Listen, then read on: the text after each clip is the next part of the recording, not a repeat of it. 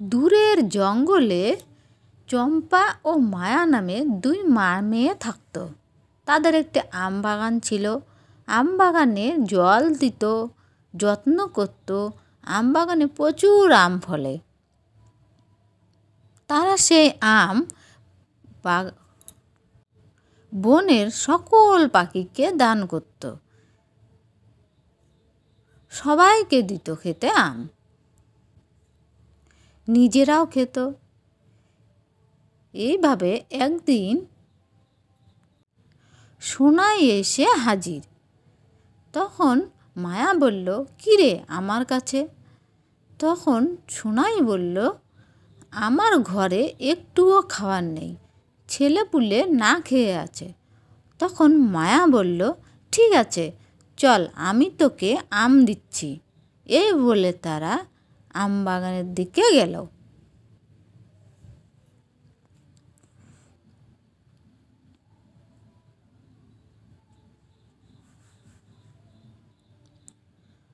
সোনাইকে ঝুড়ি ভর্তি করে আম দিল।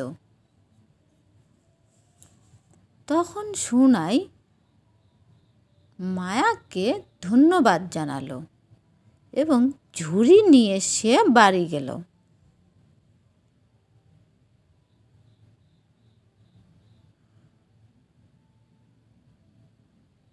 এইভাবে বনের সকল পশু পাখি এসে তার কাছ থেকে আম নিয়ে যেত।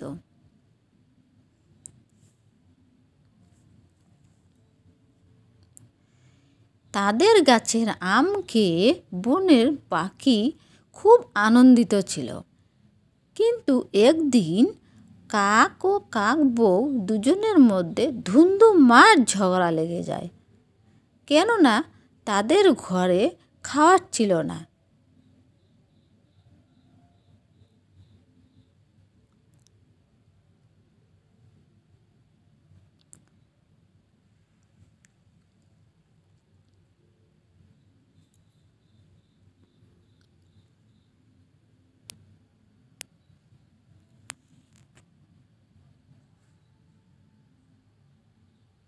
তাদের এই ঝগড়া দেখে মায়া সেখানে এসে হাজির। কি ব্যাপার, তোমরা এভাবে ঝগড়া করছো যে? তখন কাক বলে, আমাদের ঝগড়া দেখে তোর কি, সেটা আমাদের ব্যাপার। তখন মায়া বলে, আমি তোমাদের ঝগড়ার সমাধান করতে পারি। তোমাদের কি সমস্যা আমাকে বলতে পারো।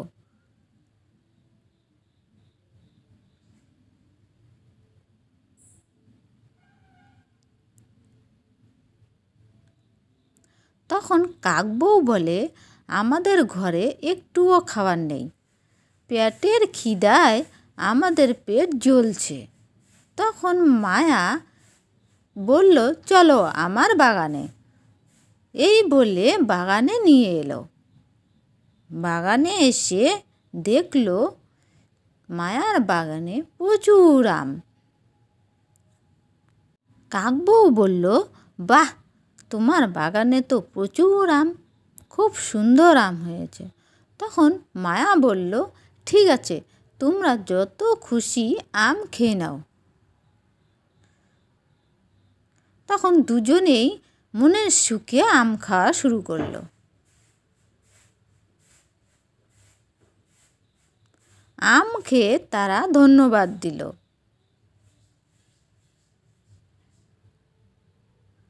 তখন তারা বাড়ি ফিরে এলো।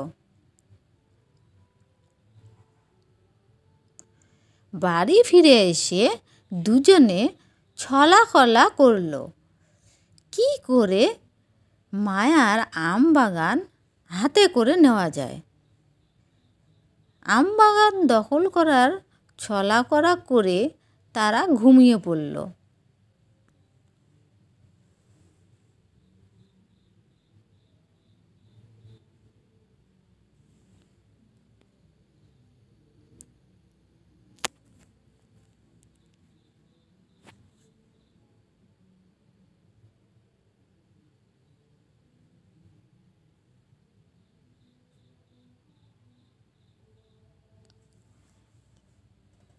ঠিক ভোরবেলা তারা বেরিয়ে পড়ল আম বাগান দখল করতে। এদিকে টেপু পায়রা এসে সোনাইয়ের দরজা ধাক্কালো। সোনাই বলল, এত সকালে? তখন টেপু পায়রা বলল, তোমার আমের বাগান দখল করেছে কাক ও কাকবউ। তখন টেপু পায়রার সঙ্গে সোনাই চলে গেল আম বাগানে।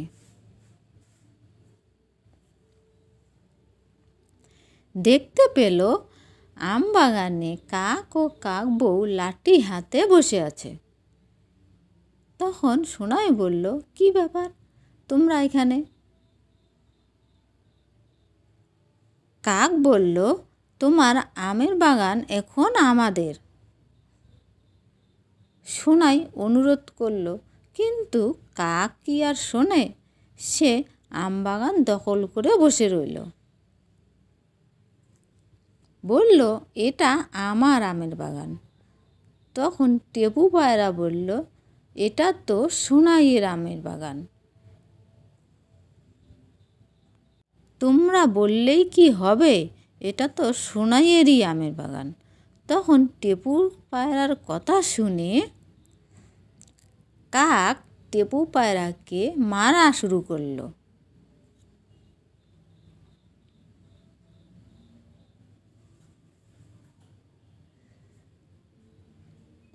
টেপু পায়রার মার দেখে মায়া খুব ভয় পেয়ে গেল।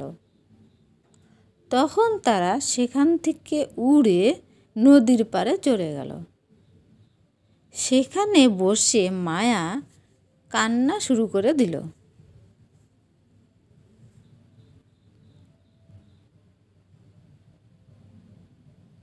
এদিকে আমের বাগান রক্ষা করতে অনেক পশু পাখি চেষ্টা করল। মায়ার কান্না দেখে এক ফকির বাবা হাজির হলো।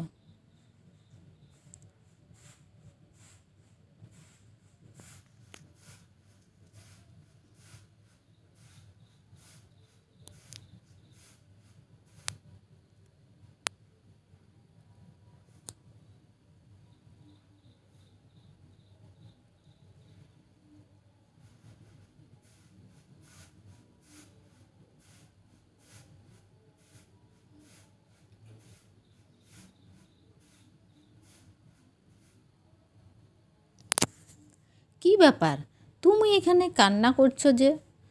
তখন মায়া তার দুঃখের সব কথা বলে।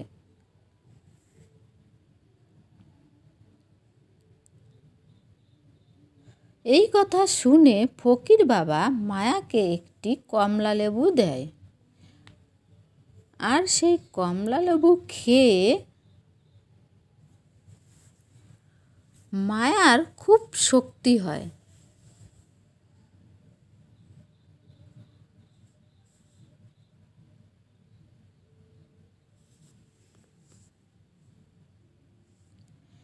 জাদুই কমলা লেবু খেয়ে মায়া শক্তি পেল, আর কাক ও কাকবউয়ের সঙ্গে লড়াই করতে বাগানে চলে গেল।